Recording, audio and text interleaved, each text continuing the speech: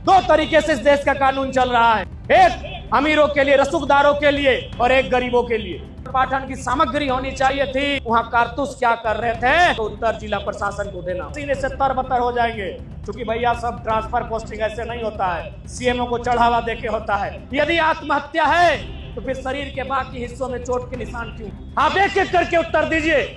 जयराम महतो, छात्रवृत्ति और छात्रों पर हो रहे न्याय के खिलाफ इन 81 विधायकों में से कोई आवाज उठाता है तो वह डुमरे विधायक एक बार फिर से कोडरमा पहुंचे हैं और वहां उदित राज की संदिग्ध मौत पर अब सीबीआई सीआईडी जांच की बात कर रहे हैं। 29 दिन हो गए, आज भी धरना जारी है और जयराम ने खुल कर दिया है कि अगर न्याय नहीं मिलता है और न्याय में देरी होती है तो एक बड़े आंदोलन की ओर हम जाएंगे। देखिए, एक झुमरी तलैया है, वहां के निजी स्कूल के हॉस्टल में संदिग्ध अवस्था में मृत पाया गया था उदित राज। अब तक ये नहीं पता चल पाया है कि आखिर वो हत्या थी, आत्महत्या थी, क्या थी, और जांच आगे नहीं बढ़ी है, जिसको लेकर जयराम अब प्रशासन को भी आड़े हाथों ले रहे हैं। कानून व्यवस्था पर यहाँ पर उंगली उठा रहे हैं, कह रहे हैं कानून व्यवस्था अगर दुरुस्त होती तो शायद उदित राज और उदित राज जैसे कई लोग इस दुनिया में होते। एक बार सुनिए क्या कहा है डुमरी विधायक ने। उनके पिता के द्वारा, उनके परिजनों के द्वारा, और जिन्होंने इस घटना को समझा, जिन्होंने इस घटना को समझना, उनके एक एक सवाल का उत्तर दीजिए कि भाई यदि आत्महत्या है तो फिर शरीर के बाकी हिस्सों में चोट के निशान क्यों हैं? आप एक एक करके उत्तर दीजिए कि उनके तालू में चोट के निशान क्यों हैं, उसके आंख में चोट के निशान क्यों हैं, उसके गुप्त अंगों में चोट के निशान क्यों हैं। आप उत्तर देने का काम करिए, क्योंकि जवाबदेही आपकी है, ये काम आपका है, ये काम आपका है, ये पुलिस का जिम्मा है। यदि नीति बनाने का जिम्मा होता, कानून बनाने का जिम्मा होता तो हम लोग स्वीकार करते हैं ये विधायिका का जिम्मा है, हम लोग विधानसभा में इस बात को रखेंगे। सुरक्षा की बात है, हत्या की बात है, चोरी की बात है, डकैती की बात है, ये आपका जिम्मा है। अब सार्वजनिक रूप से प्रेस कॉन्फ्रेंस करिए और उसमें लगने वाले एक एक सवाल का उत्तर दीजिए, और नहीं तो इस तरह भागने से नहीं होगा। बताना होगा आपको उदित राज की हत्या में किन लोगों का हाथ है, और यदि अगर ये आत्महत्या है तो आप सामने आकर बताइए। और जो सवाल मंच के माध्यम से आ रहे हैं, जो सवाल परिजनों के माध्यम से आ रहे हैं, उन सवालों को उत्तर देने का कौन सा अनुभव आपके पास है जो आप ये तय नहीं कर पाते हैं? जब पोस्टमार्टम की रिपोर्ट शरीर के विभिन्न हिस्सों में चोटों के निशान की गवाही दे रहा है, जब पोस्टमार्टम रिपोर्ट साफ साफ कह रही है कि शरीर के विभिन्न हिस्सों में जख्म है, तो फिर आप उस बात की पुष्टि क्यों नहीं कर पाए? क्या आपकी भी मिली भगत है या आप भी उसमें मौन है? और साथ ही साथ यहाँ के स्थानीय विधायक और सांसद जी को भी बताना होगा, जो वर्तमान में अभी देश में केंद्रीय मंत्री के रूप में है, और उन्हें तो मंत्रालय ही मिला है, महिला और बाल विकास। तो बाल विकास यानी एक बच्चे का यहाँ हत्या हो जाता है और आप मौन हैं, तो आप अपने मंत्रालय का भी अपमान कर रहे हैं।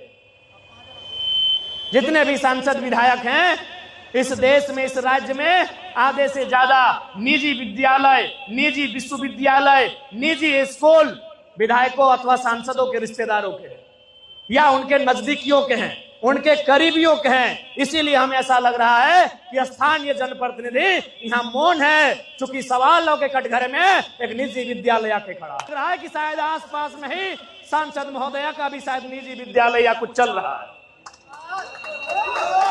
कहीं ना कहीं ये तार आपस में जुड़ते हैं, एक दूसरे के पूरक बनते हैं। आज उसी का परिणाम है कि इस इतनी बड़ी घटना के बाद भी इनका मौन रहना उस कहीं ना कहीं ये सवाल उत्पन्न करता है कि आपकी कहीं ना कहीं आपकी जो मौन है, आपकी सहमति है, आप भी उन्हें बचाने के पक्ष में है। ये बड़ा ही दुर्भाग्य की बात है, बड़े ही चिंता की बात है। और बिल्कुल सभी ने अभी सही कहा कि आज इसी कोडरमा में, कोडरमा हो चाहे कोयलांचल हो, चूंकि अभी कोडरमा में है तो कोडरमा की बात है, इसी कोडरमा में अगर अवैध कारोबार हो चाहे किसी भी चीज का हो, उसमें अगर आप स्थानीय पुलिस को बिना उनका कमीशन देकर गाड़ी लेकर जाते हैं तो बिहार बॉर्डर से आपकी गाड़ी को जब्त कर लिया जाता है। यह सच्चाई है, ये सूचना है, ये अंदरूनी सूचना है कि यदि आप इनको इनका हिस्सा नहीं देते हैं और आप चाहे वो स्टोन का कारोबार हो, माइका का कारोबार हो, यदि वो गाड़ी बिहार बॉर्डर भी चली जाती है तो आपका महकमा इतना तेज है, आपका पुलिस उस समय सही में प्रशासन और कानून के हाथ लंबे हो जाते हैं और उन्हें पकड़ के लाया जाता है। लेकिन जब हत्या हो जाती है, जब डकैती होती है, जब चोरी होती है, तब इस इंतजार में होते हैं कि सामने वाले का संबंध किसी वीआईपी पर्सन से है या नहीं। दो तरीके से इस देश का कानून चल रहा है, एक अमीरों के लिए, रसूखदारों के लिए, और एक गरीबों के लिए। और गरीबों को न्याय तभी मिलता है जब मंगरा का झगड़ा बुधना से होता है। मंगरा का झगड़ा बुधना से और बुधनी का झगड़ा मंगरी से होगा तब न्याय मिल जाएगा। लेकिन मंगरा का झगड़ा अगर सेठ जी से हो जाएगा तो कोडरमा की धरती में इस हत्याकांड के खिलाफ तो आंदोलन होगा ही होगा। जो भी प्रशासन की निगरानी में, प्रशासन के संरक्षण में जो अवैध कारोबार है उसके खिलाफ जोरदार मोर्चा खोला जाएगा। उस समय ये लोग देखिएगा पसीने से तरबतर हो जाएंगे। आज इतनी ही भीड़ एक मुख्य मार्ग में खड़ा कर दीजिए, पसीने से तरबतर हो जाएंगे।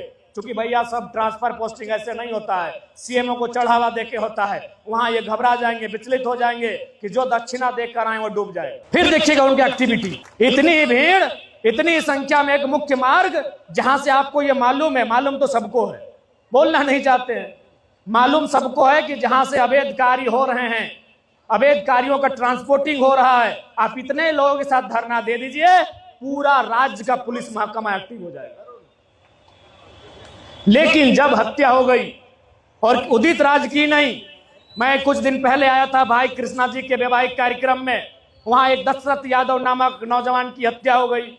अभी एक अंसारी जी आए हैं, उनका 3 माह का बच्चा अभी तक क्लियर नहीं हो पाया है कि भाई वो कंकाल किसका था, डीएनए का रिपोर्ट क्या है, अभी तक क्लियर नहीं हो पा रहा है।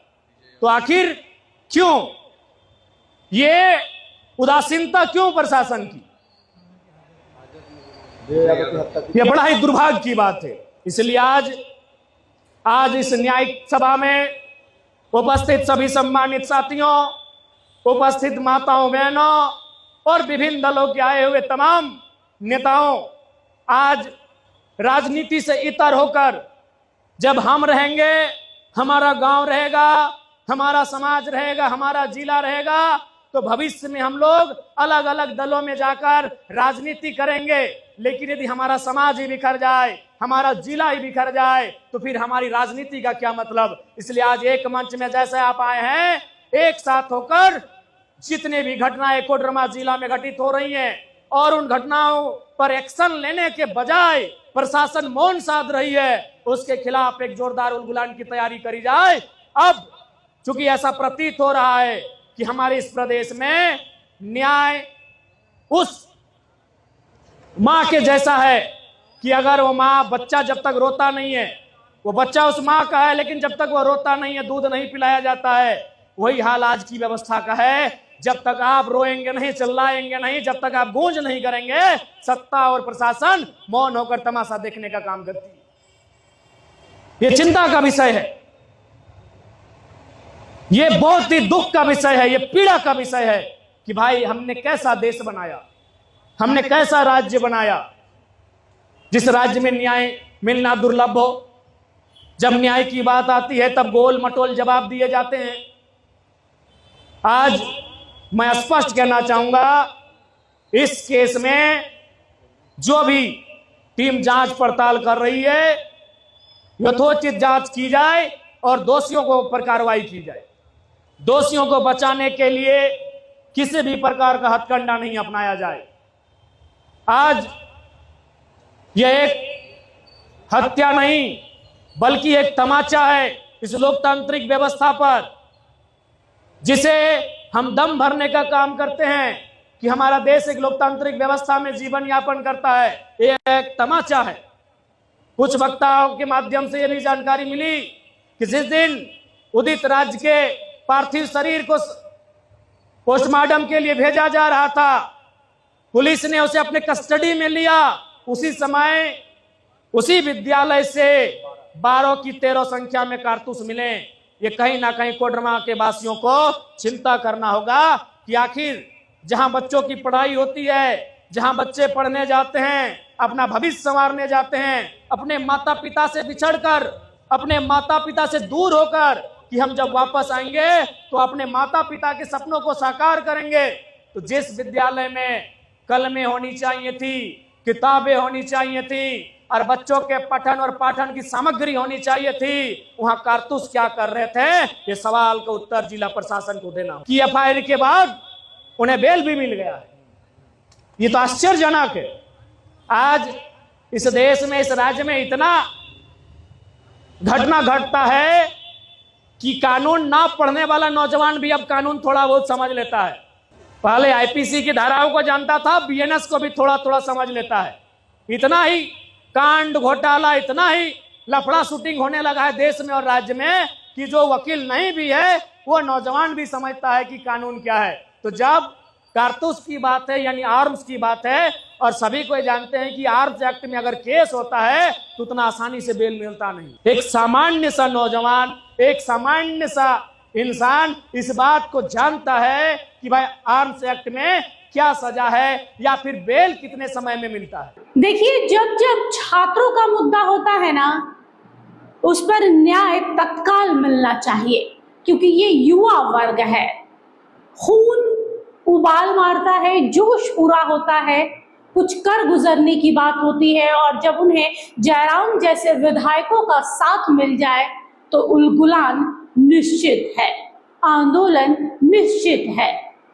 उदित राज को जल्द से जल्द न्याय मिले, और हम भी गुहार लगाते हैं कि झारखंड में जिस हिसाब से, जिस रफ्तार से कह सकते हैं अपराध और अपराधी बढ़ रहे हैं और बेखौफ हो रहे हैं, अब जरूरी हो गया कि कोई सख्त कदम उठाया जाए ताकि इस तरह के, क्योंकि हम एक समाज में रहते हैं, सभ्य समाज का हिस्सा है, और उस सभ्य समाज में इस तरह के, चाहे वो हत्या हो, आत्महत्या हो, क्राइम हो, हाल फिलहाल में जमशेदपुर आपके सामने है, इस तरह के क्राइम को कहीं भी स्वीकार नहीं किया जा सकता है। भय मुक्त समाज में रहना हमारी आदत है, हम चाहते भी हैं कि समाज भय मुक्त हो, इसके लिए एक सख्त कानून बनने की जरूरत है। फिलहाल के लिए बस इतना ही। देखते रहिए HNN न्यूज। नमस्कार, जोहार। अगर आपको हमारा ये वीडियो अच्छा लगा तो इसे लाइक करें, शेयर करें और हाँ, सब्सक्राइब करना ना भूलें।